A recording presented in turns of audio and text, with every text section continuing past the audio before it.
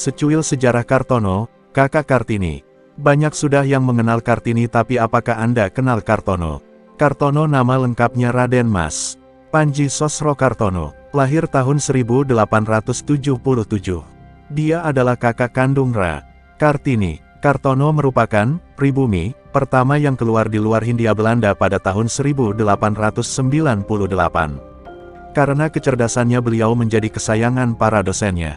Kakak kandung Kartini terkenal bisa menguasai 27 bahasa asing dan 10 bahasa Nusantara.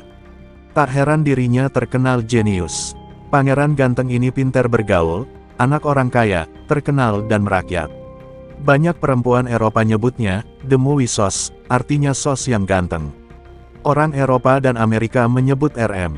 Panji Sosro Kartono dengan hormat, The Javanese Prince, Pangeran Jawa, si jenius dari timur, akan tetapi sesama pribumi memanggilnya Kartono saja.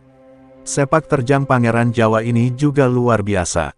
Tahun 1917 ia menjadi wartawan Perang Dunia I untuk sebuah koran Amerika, The New York Herald, cabang Eropa.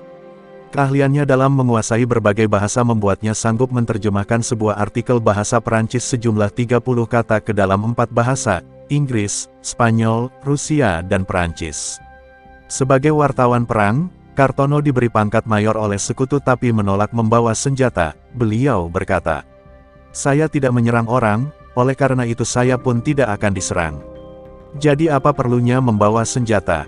Kalimat ini membuatnya terkenal sebagai ahli diplomasi yang hebat. Nama Kartono sempatkan gemparkan Eropa dan Amerika dengan artikelnya tentang perundingan Jerman dan Perancis yang rahasia serta sangat tertutup yang diselenggarakan di dalam SA-9, satu gerbong kereta api yang berhenti di tengah hutan. Bahkan mendapat penjagaan yang super ketat dari semua wartawan yang sedang mencari informasi dan berita. Ternyata koran, New York Herald, telah memuat hasil perundingan tersebut. Beritanya membuat gempar. Keahlian dalam menguasai berbagai bahasa membuatnya menjadi penterjemah tunggal di Liga Bangsa-Bangsa 1919 yang sejak 1921 diubah menjadi PBB. Dirinya dipercaya sebagai ketua penterjemah untuk segala bahasa. Konon mengalahkan para poliglot Eropa dan Amerika. Pada 1925 Pangeran Jawa ini pulang ke tanah air. Ki Hajar Dewantara mengangkatnya sebagai kepala sekolah menengah di Bandung. Sesuatu yang aneh tapi nyata yaitu ketika dirinya dianggap bisa menyembuhkan banyak orang sakit. Bahkan orang asing pun ikutan antri untuk minta doa dan air menyembuhan darinya.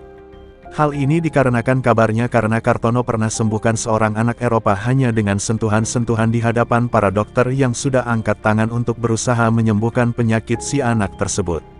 Soekarno muda sering berdiskusi dengannya. Bung Hatta sebut beliau orang jenius.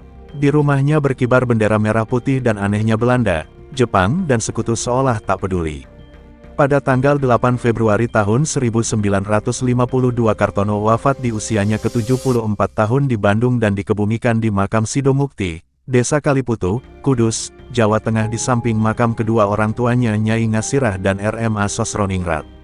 Kakak Kartini ini wafat setelah berjuang dari penyakitnya yang membuatnya lumpuh. Beliau meninggal dalam kondisi tidak punya apa-apa. Rumahnya pun hanya menyewa padahal sebagai putra bangsawan dan cendekiawan ia bisa hidup mewah.